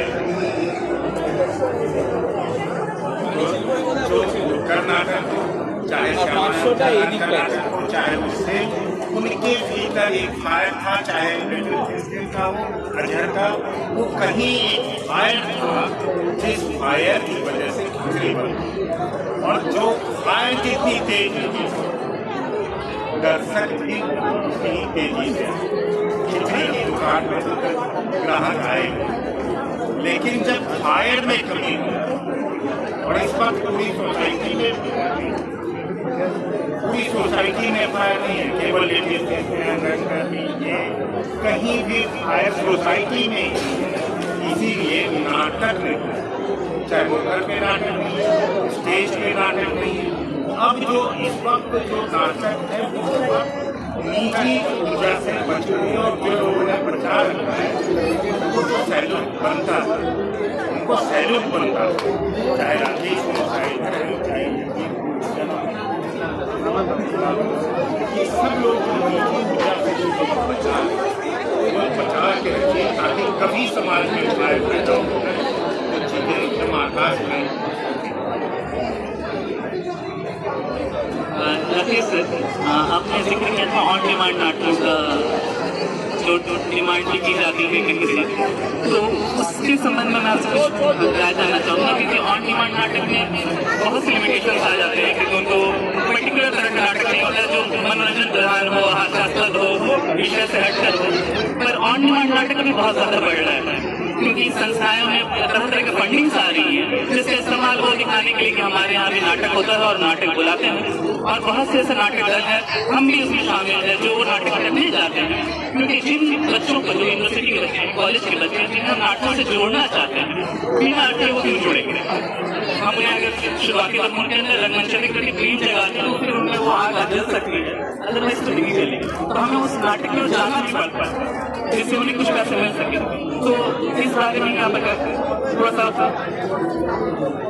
ऑन डिमांड नाटक से थोड़ा सा खुलासा कीजिए कि मतलब जो नाटक एक ग्रुप कर रहा है उसी को आमंत्रित किया गया या सब्जेक्ट दिया गया, संस्थाओं की तरफ से दिया गया, उन नाटकों में कोई बुराई नहीं है। ऑन डिमांड में भी बहुत तरह के नाटक होते हैं। मान लीजिए आज सामाजिक जागरूकता को बढ़ाने के लिए नगर पालिका की तरफ से या सरकार की तरफ से मलेरिया नियंत्रण है, एड्स के ऊपर है, नारी निर्यातन के ऊपर है, कुछ भी सब्जेक्ट हो सकता है। सरकार चाहती है या कोई एनजीओ है वो चाहती है कि लोग जागरूक बने और वो एक नाटक करवाना चाहती है, तो वो भी तो एक मुद्दा है। उसमें भी हम रचनाशीलता का परिचय दे सकते हैं, उसमें भी अभिनय के वही तेवर दिखला सकते हैं, उसमें भी लेखन वही होगा। तो उस तरीके के ऑन डिमांड नाटकों में कोई दिक्कत नहीं है, और उससे अगर 2 पैसे मिलते हैं कलाकारों को तो वो बहुत बड़ी बात है। लेकिन ऑन डिमांड किसके पास आएगा? जो ऑलरेडी काम कर रहा है। मैं आज किसी को घर से बुलाकर नहीं कहूंगा कि भाई तुम नाटक करके दिखा दो। जो दल ऑलरेडी काम कर रहे हैं उन्हीं के पास वो डिमांड भी है। मैंने एक तरफ और इशारा किया था कि कुछ सामाजिक और सरकारी कुछ दबाव भी होते हैं और उनके खिलाफ खड़ा होना या ना बोलना, ये दलों के ऊपर या man to man, person to person जैसे हम कहते हैं, वो वैरी करता है और वो उनके ऊपर है। मैं ना करता हूँ।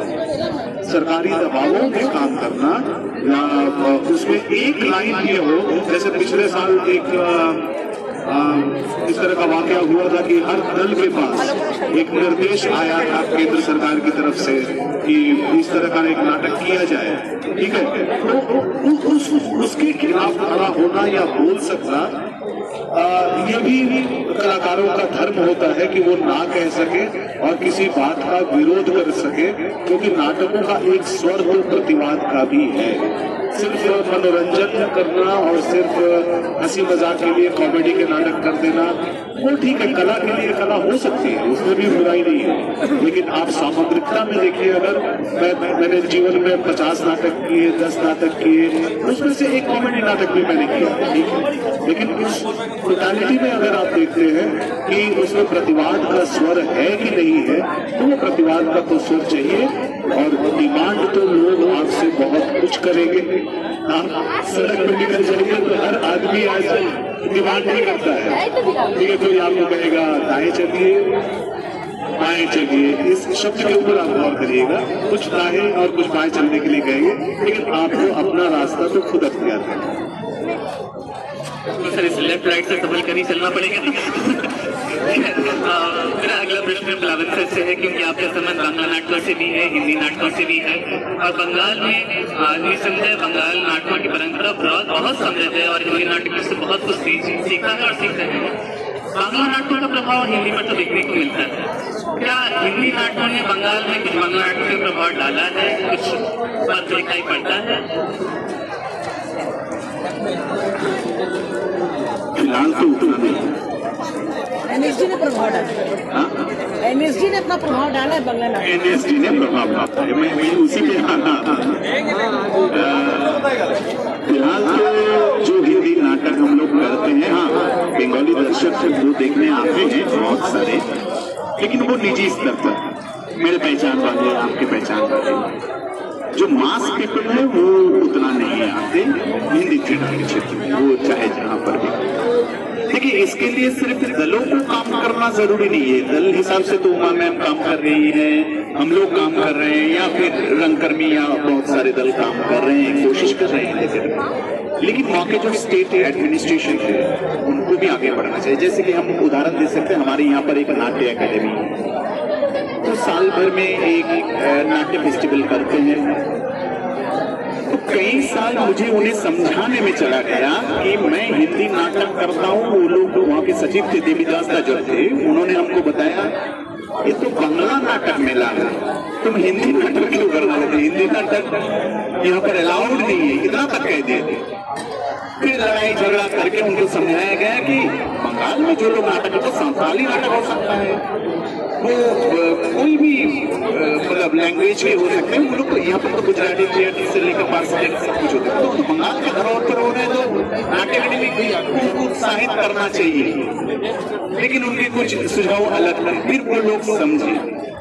दूसरी बात है कि जैसे उमा मैम ने कहा, और मैं भी पूरे इंडिया में घूमते हुए देखता हूँ, दूसरी जगहों के जो नाट्य एकेडमी या स्टेट जो जगह है, जैसे एनएसडी बोलते हैं या कहीं पर भी भारतेंदु नाट्य अकेडमी हो या भोपाल में भारत भवन हो, बच्चे आते हैं, वहाँ पर सेमिनार होते हैं, वहाँ पर नाटक खेले जाते हैं, वहाँ पर कुछ ना कुछ सारा दिन कुछ ना कुछ प्रोग्राम होता है। हमारे नाट्य अकेडमी में कुछ नहीं होता है। कुछ लोग स्टाफ रहते हैं जो लोग बाहर से आकर कुछ करने की कोशिश करते हैं, लेकिन वो कोई एक फेस्टिवल कुछ वर्कशॉप वगैरह उसमें अटके हुए। लेकिन हिंदी नाटक और बाकी के जो नाटक है, जैसे मैंने कहा कि कोलकाता में गुजराती नाटक या फिर पारसी नाटक या इंग्लिश नाटक, उनके बारे में उनको पता भी बहुत कम है कि अच्छा होता था, यहाँ पर होते इंग्लिश नाटक कोई करता है। मतलब ये भी मुझे वो मीटिंग में सुनाई दिए, तो वो भी एक कारण है कि हम लोग हिंदी लोग शायद नाट्य अकेडमी को उतना जागरूक नहीं कर पाए। हम अपना ही दोस्त देखेंगे, हम बार बार गए। फिर क्या होता है कि जैसे कि हम बोलेंगे कि एक रेलवे कंसेशन था हमारे लिए जो सरकार ने बंद कर दिया, या फिर एक जो जैसे कि हम लोग फिल्मों में काम करते हैं तो हमारी एक फेडरेशन है, फेडरेशन एक हमारे जो मेडिक्लेम है मिलता है, तो इसको लेकर मैं कई बार नाट्य अकेडमी और सेंट्रल गवर्नमेंट को, मैं हमारे दल की तरफ से मैं खुद भी लेटर दे चुका हूँ, नाट्य अकेडमी को सुझाव भी दे चुका हूँ कि आप मेडिक्लेम थोड़ा सा हम थिएटर कर्मियों के लिए कर दें, क्योंकि फिल्म के जो हमारे फेडरेशन है टॉलीगंज में, उनका एक मेडिक्लेम है, 5 लाख रुपए हम सबको मिलता है, आर्टिस्ट से लेकर टेक्नीशियन। नाट्य अकेडमी से हम लोगों को कुछ नहीं थी। तो बाहर के कुछ नाट्य अकेडमी में ये प्रोविजन है कि वो लोग अपने आर्टिस्टों को मेडिक्लेम से लेकर बहुत कुछ देते हैं, लेकिन हमारे यहाँ पर ये नहीं दी। तो अगर ये सारी चीज किया जा सकता है तो शायद आगे बढ़ सकते हैं लोग, और लोग उत्साहित भी हो सकते हैं, क्योंकि एक टेक्नीशियन को एक मेडिक्लेम मिल जाए तो बहुत है। क्योंकि हमारे जो फिल्मों के जो टेक्नीशियन है उन लोगों को 5 लाख तक मिलता है, लेकिन थिएटर वाले को नहीं मिलता। एक ही गवर्नमेंट दे रहे हैं, स्टेट गवर्नमेंट ही दे रहे हैं, उसका भी जो EMI जो है एनुअल जो है वो स्टेट गवर्नमेंट ही दे रहे हैं, लेकिन थिएटर वाले वो आवाज नहीं उठा पाए कि हमें भी देना चाहिए। मैंने कई बार लेटर लिखा, लेकिन उसका कोई जवाब नहीं है।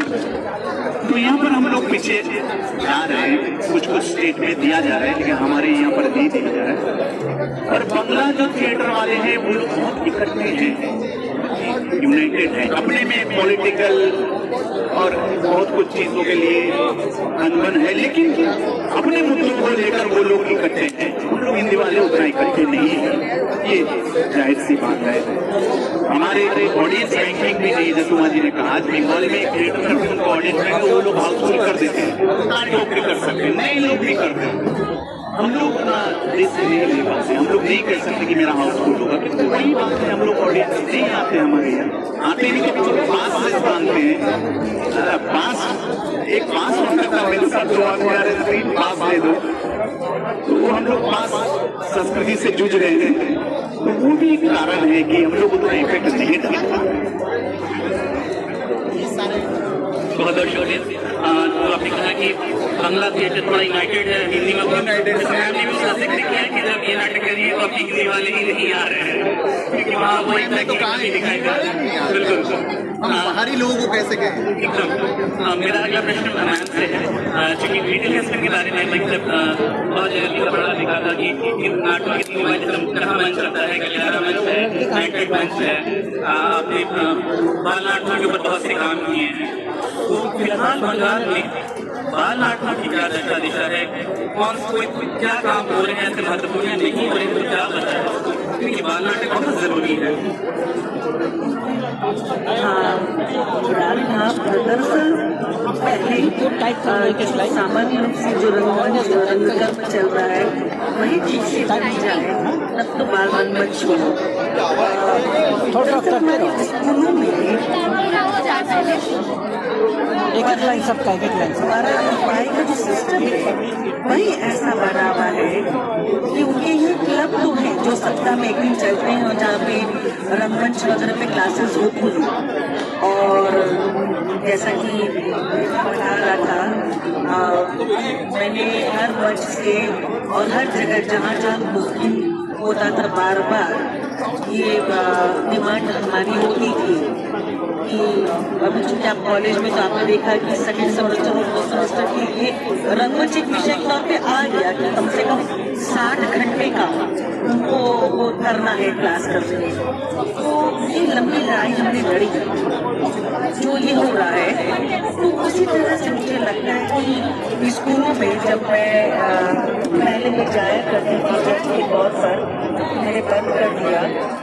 मैं हमेशा की बात कहती थी कि गणित पढ़ाने के लिए गणित का मास्टर होता है, अंग्रेजी पढ़ाने के लिए अंग्रेजी का मास्टर होता है, हिंदी पढ़ाने के लिए हिंदी का मास्टर होता है।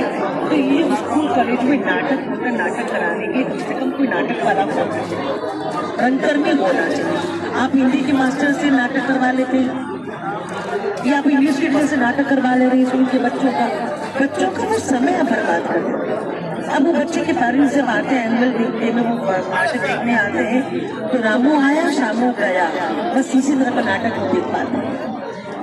नाटक रंगमंच अपना व्याकरण है, उसकी अपनी ज्यामिति है, उस ज्यामिति के बगैर आप नाटक नहीं कर सकते, उस ज्यामिति के बगैर आप नाटक करा नहीं सकते। लेकिन हर स्कूल वाला खुश होता है कि हमारा बच्चा लोग को तो हमारा स्कूल का टीचर ही नाटक करवा दिया। तो ये सवाल मैं हर बच्चे को उठाती थी। फिर मुझे लगा कि सबकी अपनी अपनी परेशानियां हैं, तो फिर मैंने वहाँ पे वो अब जाना ही बंद कर दिया। कॉलेजों में प्रतियोगिताओं में मैं जज बनकर नहीं जाती, क्योंकि वो बर्बादी देखना और बर्दाश्त करना 4 घंटे 5 घंटे कि हम बच्चों को बर्बाद होता हुआ देख रहे हैं, देखना असंभव है। तो बाल रंगमंच के लिए 2 चीजें जरूरी है, बाल नाटक लिखे जाए और फिर मैं वही दोहराऊंगी अपनी मांग कि स्कूल कॉलेज में थिएटर शुरू करवाया जाए, थिएटर कर्मी द्वारा वहाँ से उनकी रिहर्सल करवाई जाए, उनकी क्लासेस हों, तभी बाल रंगमंच यहाँ पर विकसित हो सकता है। और जो बात प्रावण कह रहे थे पश्चिम नाट्य अकेडमी के बारे में, मैंने और रंजन ने आंदोलन किया था उस 2017-18 की बात है, सारे अखबारों में छपा था, हम धरना दिया था कि ये पश्चिम बंग नाट्य अकेडमी है या पश्चिम बंग बंगला नाट्य अकेडमी। हमें इस प्रश्न का उत्तर चाहिए था। उसके बाद मेरी मेंबरशिप खत्म हो गई थी वहाँ से। उसके बाद मेरे भी ये कर दिए। जब मैंने लेटर किया तो मुझे कमेटी से क्योंकि सवाल था कि हिंदी नाटक उनके फेस्टिवल में क्यों नहीं है। तो ये सब राजनीतिक मामले हैं और कोई बंगला में एकता है, वो अपनी परेशानी को लेके आपस में लड़ देंगे। हाँ, लेकिन किसी और को आने नहीं बात किसी और भाषा को आने में नहीं देंगे। लेकिन यहाँ नासिक में नाट्य अकेडमी की बात उठी तो मैं हिंदी अकेडमी की भी बात कर सकती हूँ। मैं हिंदी अकेडमी में परफॉर्मिंग डिपार्टमेंट की सदस्य हूँ। नाटक मेरे हिस्से में है। तो मुझे कितनी लड़ाई करनी पड़ती। हमारे चेयरमैन का कोई विरोध नहीं है, चेयरमैन का विरोध नहीं, लेकिन हमारे जो सेक्रेटरी जो है बनकर आते हैं वो पैसे भी नहीं करते। वो उनको जब मैंने वर्कशॉप की शुरुआत करवाई है, मैं कितनी परेशान होती हूँ, मुझे कितना लड़ना पड़ रहा है कि भाई हिंदी का वर्कशॉप हो। एक कोठा हिंदी बोला हुआ आपने बोलूँ तो अरे मुझे कलकत्ता के बाहर करवाना है। अच्छा कोठा है आपकी हिंदी भाषी कहाँ है, इसका रिकॉर्ड आपके पास होना चाहिए क्योंकि आप सरकारी तंत्र में हैं। मेरी निर्धारी बाबू से मेरा झगड़ा हो गया। निर्धारी बाबू ने आपने उत्तेजित हुए उनके है हमें उत्तेजित होती পশ্চিমবঙ্গকে কোথায় কোথায় যদি ভাষীরা আছে সে হিসাবে আমি আমাদের চেয়ারম্যানকে বলে দিই कि इसमें भी हिंदी भाषा को लेकर थोड़ी सी सेकेंड क्लास सिटीजन लड़ना पड़ता है। लेकिन मैं बोल सकती हूँ कि हिंदी अकेडमी में जुड़ने के बाद मैं तो नाट्य सब जो करा रही हूँ, कलकत्ता को भी जोड़ रही हूँ, कलकत्ता के लोगों को जोड़ रही हूँ। मैं कलकत्ता के जो नाटक क्षेत्र जुड़े हैं उन्हें हिंदी अकेडमी से सम्मानित करवाने का काम नहीं करती कि संजय यहाँ पर है। यानी हमने कोशिश की है कि कलकत्ता के लोग साहित्यकार हो, गायकार हो, कवि हो, उनको हम अकेडमी से जोड़ पाए। तो चूंकि मेरे हिस्से रंगमंच है तो मैं रंगमंच की दृष्टि से काम कर रही हूँ और लोगों को जोड़ने की कोशिश कर रही हूँ। तो बाल रंगमंच के लिए भी कोशिश शिक्षकों को करनी पड़ेगी। आप अपने कॉलेज में करवाएं, हम लोगों को बुलाएं, हमें पैसे नहीं चाहिए। राकेश भाई की रोजी रोटी हो बगैर पैसे के लिए, लेकिन थिएटर मेरी रोजी रोटी नहीं है, मैं आ जाऊँ बहुत बहुत शुक्रिया मैं सर के लिए मैंने सवाल जो सोच के रखा था उसका पहली बात हुई कि नुक्कड़ नाटक बहुत ही सीधा संवाद करता है जनता के साथ और दर्शकों के साथ। पहले बहुत आप पूरे नाट्य से आप जुड़े हैं, रावण क्लास से करते रहे मैम, लेकिन ब्लैक फ्राइडे के दौरान में सैकड़ों मंच में ब्लैक फ्राइडे का हमें एक जगह मंच पे था, कुछ वोट कर रहा था ब्लैक फ्राइडे के डायलॉग का, मेरे साथ मैम दर्शन बैठी थी, वही डायलॉग बोल रही थी, बाद में कहा कि भाई ये किरदार करती थी, अभी भी वो याद है। तो बहुत खेला गया, कितना कम क्यों हो गया। अगर पहले ही वो सवाल उठा रहे मैं उसमें दोबारा नहीं जाऊँगा। बस आपसे एक सवाल के साथ वो ये समाज खत्म करूँगा। हम पुस्तक मेले में हैं और यहाँ देख रहे पुस्तक के लिए बहुत भीड़ बढ़ती है। सर हम हिंदी भाषा में एक कमी है पुस्तक पढ़ने की, हम लोग बहुत दूर है, बस सिलेबस तक ही सीमित हो जाते हैं। यहाँ जो बांग्ला भाषा में हम देखते हैं वो बहुत बुजुर्ग हैं, बहुत दिक्कतें हैं, चल नहीं पा रहे, उसके बावजूद वो व्हील चेयर पे करके आते हैं और पुस्तकें पढ़ते हैं, हम उससे दूर हो रहे हैं। नाटक के संदर्भ में ये चीज़ और ज़्यादा बढ़ जाती है कि एक तो हम बहुत से नाटककार जो नाटक लिख रहे हैं पर वो रंगमंच तक नहीं पहुँच पाते। गिने चुने नाटककार ही रंगमंच तक पहुँचते हैं या फिर वो नाटक पहुँचते हैं जिनके पास अपना रंगमंच है, वो खेल सकते हैं। अदरवाइज वो लेखक तो वो लेखक के जो नाटक है कितने सार्थक हो पा रहे हैं या हम उन तक कितने न्याय कर रहे हैं। और इसके साथ एक और प्रश्न की नाटक पढ़ा भी बहुत कम जाता है, जिस तरह से कविताएं पढ़ी जाती है, कहानियां पढ़ी जाती है, उपन्यास, नाटक को पढ़ा नहीं जाता। ये एक समस्या जो है इस तरफ में प्रकाश में आपने एक साथ कई सवाल पूछे, मैं बहुत संक्षेप में कहूँगा। हमारे बीच हमारे साथ भाग्य है कि हिंदी क्षेत्र में नवजागरण के विशेषज्ञ शिक्षा नाटक के साथ में या किसी भी बौद्धिक सुधर्म कर्म के साथ में है। यदि आप कबीर के उस दोहे को याद करें, उन्होंने उसको थोड़ा सा बदल के कहा कि बिना बलि बलिदान कभी बदलाव नहीं आता। ये बाटी हाथ कबीरा नुक्कड़ नुक्कड़ काका। रंगमंच से सिर्फ रंगमंच ही क्यों, हिंदी में किसी भी बौद्धिक कर्म से, चाहे लेखन का हो, कविता का हो, नाटक का हो, आप आजीविका नहीं कमा सकते। इस बात को तरीके से समझ लेने की और स्वीकार कर लेने की जरूरत है। अपवाद हो सकते हैं, उस पर आरोप नहीं लगाया। जो आजीविका के लिए नाटकों में आते हैं उनके नाटक का चरित्र ही अलग होता है। ये बहुत स्पष्ट करने की जरूरत है, क्योंकि जब भी आप सत्ता और पूंजी के सहयोग लेंगे, उसकी पूरी कोशिश रहेगी तो आप पर अपना नियंत्रण बनाए। कभी कभी हम बहुत ही समझदारी से गाँव तरीके से निकल के आ जाते हैं और जनता की चुनौतियों की बात करते हैं। लेकिन यदि आप आषाढ़ जी की कविता है दो लाइन में, मैं उनसे प्रेरित होता हूँ। नहीं होता है आदमी के अनुकूल, हम जानते हैं कि नाटक जो है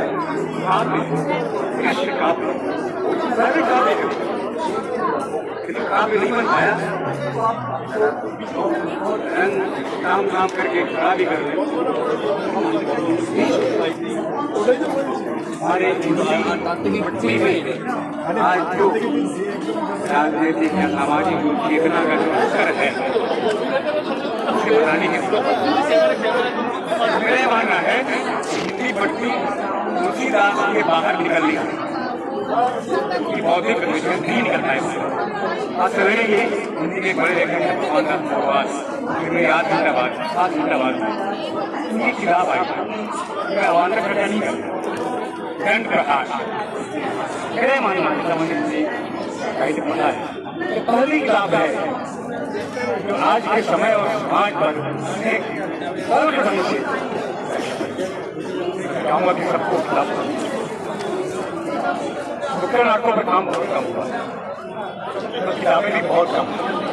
एक बड़ी महत्वपूर्ण किताब है हमारे राजेंद्र उपाध्याय, उनकी भी है प्रज्ञा उपाध्याय। उन्होंने किताब लिखी है नुक्कड़ नाटक रचना और प्रस्तुति, एक बहुत महत्वपूर्ण किताब है। इसके अलावा सब्यसाची भी अपने समय में हम निकाला करते थे, नुक्कड़ नाटकों का विशेषांक है, बहुत महत्वपूर्ण विशेषांक है। एक और पत्रिका से पत्रिका संबोधन करती थी 1984 के समय में मुक्ति पत्रिका से, उनका भी नुक्कड़ नाटकों का एक विशेषांक है। शिवराम जी भी शिवराम यही कहना चाहता उसका सीधा सीधा हमारे समाज के केंद्र से है। हमारा समाज आज भी देखिए सरकारी रूप से ये स्वीकृत है 80 करोड़ लोगों को 5 किलो अनाज के आधार पर। आज भी आधा किलो का हॉर्लिक्स जो है वो 5 रुपये पैकेट में मिल रहा है। हमारी क्रय शक्ति कहाँ पहुँच गई है?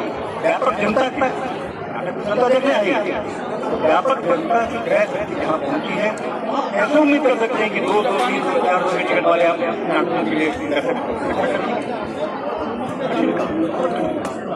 इसलिए मैं अपनी मजबूरी बताता हूँ, अपनी सीमा भी बताता हूँ।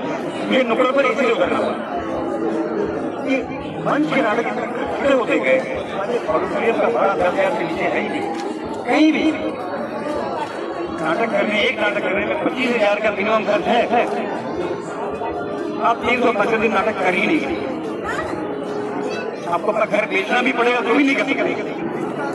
इसलिए मैं कहता हूँ कि नाटक से यदि हम आजीविका की उम्मीद करेंगे तो कबीर की तरह आपको होना पड़ेगा, एक खड्डी भी चलानी पड़ेगी और सत्संग भी करना। एक बात और बोलना चाह रही थी, एक और बात बताना चाह रही थी। सूचना बात SPN 2010 में रंगस पत्रिका निकालना शुरू किया था, थिएटर की मैगजीन थी, लेकिन चूंकि अजहर थी उस वक्त ये उर्दू में निकलती थी। अजहर के जाने के बाद 1 साल तक की पत्रिका 2 साल तक बंद रही। अब ये वापस ये पत्रिका गुंजन के संपादन में पत्रिका आनी शुरू हुई है, जिसके 3 अंक आ गए हैं। अब दूसरा तो संयुक्त अंक था, दूसरा और तीसरा। रंगरस अब हिंदी और अंग्रेजी भाषा में। अब आप ये बताओ इब्रार कि कलकत्ता में जो जितने टीचर हैं हमारे यहाँ, पता नहीं मेरा तो सारा का सारा प्रहार टीचर के ऊपर ही जा रहा है। सर मारेंगे, सर मेरे को मारेंगे। और थिएटर करने वाले लोग हैं, अगर मैं बहुत मिनिमम में जोड़ूं हिंदी थिएटर करने वाले और जो कॉलेज वगैरह है, तो क्या नहीं लगता कि 100 पत्रिका इत्मीनान से निकल जानी चाहिए। लेकिन कलकत्ता से तो 10 पत्रिका भी नहीं निकली।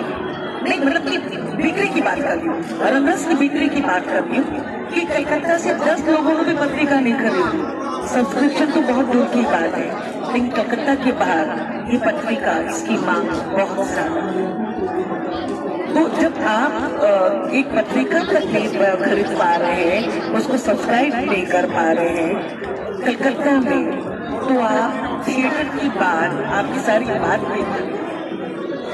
और ये कलकत्ता का इकलौती पत्रिका है थिएटर, हिंदी अंग्रेजी में ये अकेली पत्रिका। हिंदी थिएटर वालों को तो खरीदनी चाहिए। इसमें आप देखेंगे रिसर्च आर्टिकल भी है जो विद्यार्थी लिखते हैं, और अच्छे आर्टिकल और नाटक। इसमें हर अंक में 2 नाटक हम छाप रहे हैं। आप पत्रिका ली भाई, पत्रिका मैंने आज तक किताब खरीद के नहीं। अब आप बताइए, आपने किताब नहीं खरीदी और हम पैसा कहाँ से लाए? हम कहाँ से लाए पैसा?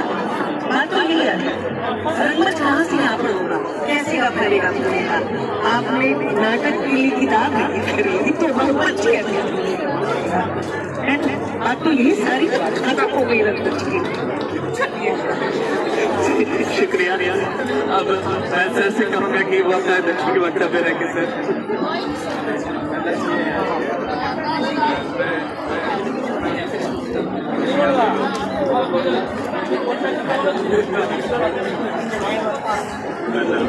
सर मारेंगे आपने टीचर को पाकिस्तान बना दिया और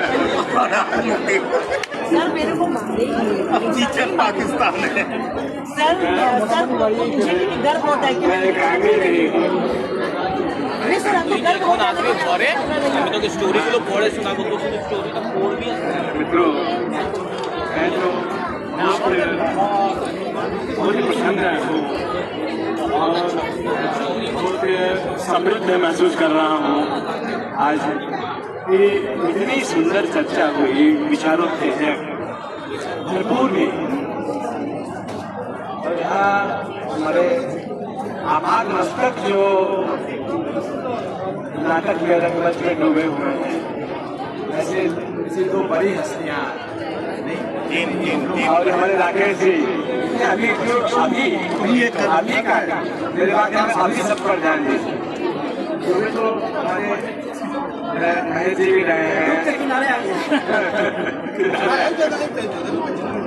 मुझे भी रहे हैं, तो ये दोनों गवाह हैं। और किसी ने देखा नहीं है कि 1984 में 1 साल मैं खास शब्द का इस्तेमाल करने जा रहा हूँ, मैंने अपना पूरा जीवन नाटक में बर्बाद किया और भाग गया वहाँ से।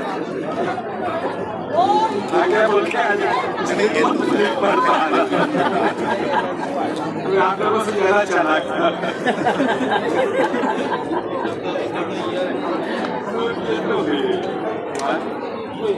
और उपाध्याय और कर्ण सिंह का नाम था, के साथ मुझे काफी बैठने उठने चर्चा करने का मौका मिला था। हमारी मुश्किल नहीं देखता जो भी हो। उसके बाद मुझे ये कहनी है कि नाटक आरंभ से ही, अपने जन्म से प्रतिवाद की विधा है। जन्म नाटक करने वालों ने एक बार क्या किया, रंगकर्मियों ने एक बार क्या किया कि उन्होंने ब्राह्मणों के कर्मकांड और उनकी जो कुप्रथाएं हैं और उनका जो पाखंड है उसको एक्सपोज किया। ये भरत मुनि लिख रहे हैं, खुद ब्राह्मण होकर लिख रहे हैं कि नाटक में ऐसा घटित हुआ। उसके बाद ब्राह्मणों ने अभिशाप दिया रंगकर्मियों को, आज की भाषा में कहें तो नाटककारों को, रंगकर्मियों को अभिशाप दिया कि तुमको वर्ण व्यवस्था से बाहर जाना। ये कहीं और नहीं, भरत मुनि के नाटक शास्त्र में है। और तब से भरत मुनि ने कहा कि जो नाटक है वो पंचम वेद है, मतलब 4 वेद तो जो अपने परंपरागत वेद हैं, जो वेद बाहर है, जो वर्ण व्यवस्था के बाहर है, अर्थात जो बहिष्कृत हैं, वे उनके लिए नाटक है। आप लोगों को कोई इसका आश्चर्य नहीं करना चाहिए। जो भरत मुनि ने आज से 2000 साल पहले कहा था कि आप वर्तमान सामाजिक व्यवस्था, सांस्कृतिक अलंकर्मी जो है वो हमेशा ही वर्तमान अपने समय की सामाजिक सांस्कृतिक व्यवस्था से बहिष्कृत होता है, और जितना ही अधिक वो बहिष्कृत होता है उतना ही बड़ा वो नाटककार होता है, उतना ही वो प्रखर, उसमें प्रखरता होती है, उतना ही वो सच का प्रवक्ता होता है। सच ये तो मुझे एक बात देखी, इसके बाद बहुत सारी समस्याओं पर चर्चा हुई। जाहिर है कि मास्टर शब्द का इस्तेमाल किया, तो मास्टर शब्द के बारे में मेरी परिभाषा ये है कि जो मांस भर टर टर करे वो मास्टर।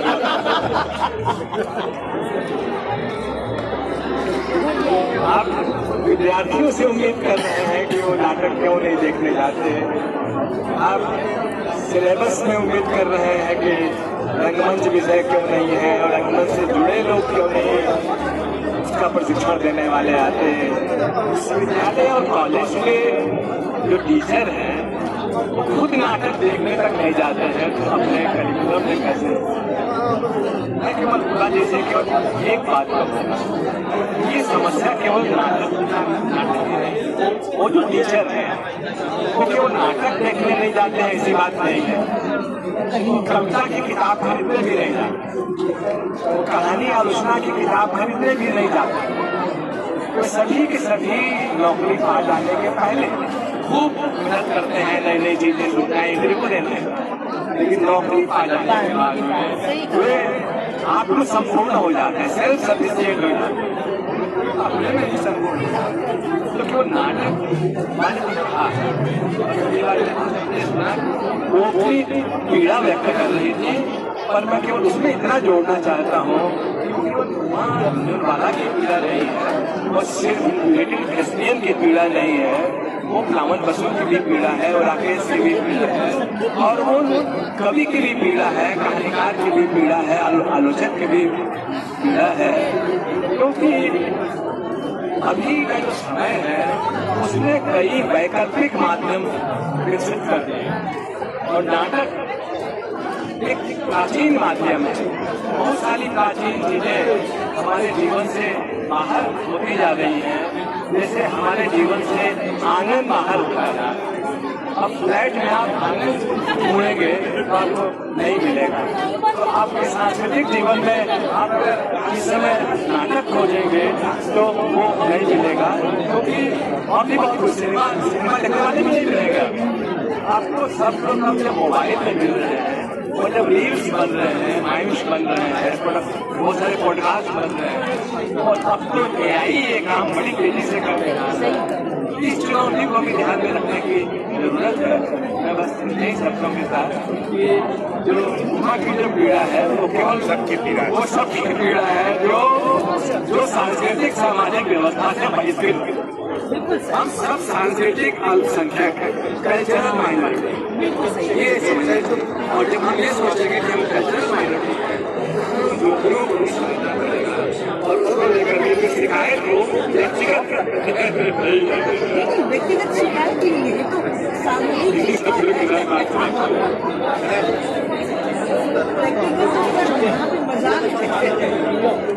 मैं धन्यवाद ज्ञापन के लिए संजय जायसवाल सर से आग्रह करता हूँ। मैं सबसे पहले दुर्गा जी, महेश जी, मृत्युंजय जी, राकेश जी, फ्लावन जी, कुमार जी, इमरान खान, अवेरी जी, नैना, गुंजन, आशिफ, चंदन रॉय, वाणी प्रकाशन के चंदन जी भी हैं और वाणी प्रकाशन के प्रति आभार प्रकट करता हूँ कि उन्होंने अपना खर्च और तमाम जरूरत की चीज़ें हमारे लिए मुहैया कराई और हम सब बंगाल में हिंदी रंगमंच और पुस्तक संस्कृति पर बात कर रहे थे और सबने अपनी चिंताओं में सबकी चिंताओं में कहीं न कहीं कला और संस्कृति को बचाने की बेचैनी है। तो हम सब इस बेचैनी को अपने साथ जिंदा रखेंगे क्योंकि बगैर बेचैनी के सृजन की जो सारी संभावनाएं धूमिल हो जाती है। हमारे जीवित होने का लक्षण है हमारा बेचैन होना, चाहे वो जिस विधा के लिए हो। हम सब इस संकट के दौर में सृजनात्मकता को, संवाद को, विवेक को, ज्ञान को, सभ्यता को थामे रहेंगे और आगे बढ़ेंगे। ये हमारी साझी विरासत और हमारा सामूहिक प्रयास होना चाहिए कि हम कला और संस्कृति के लिए अपने इस प्रयास को अपने घर, परिवार, परिवेश के साथ साथ आसपास और एक बेहतर समाज से जोड़े, एक बेहतर परिसर से जोड़े, तभी हम अब संस्कृति और सांस्कृतिक माइनॉरिटी के जो बात सर ने कही, इसी तो हम माइनॉरिटी है, लेकिन जो छोटी छोटी आवाजें अलग अलग जगहों की है, उन आवाजों से ही हम बड़े स्वर का प्रतिरोध कर सकते हैं। तो हमें खुद पर यकीन रखना होगा, अपने सीमित संसाधनों पर यकीन रखना होगा और इसी उम्मीद के साथ आगे बढ़ना होगा। बहुत बहुत धन्यवाद, आप सबने इस पर चर्चा में हिस्सा लिया। मैं आप सभी के प्रति आभार प्रकट करता हूँ। बहुत बहुत धन्यवाद।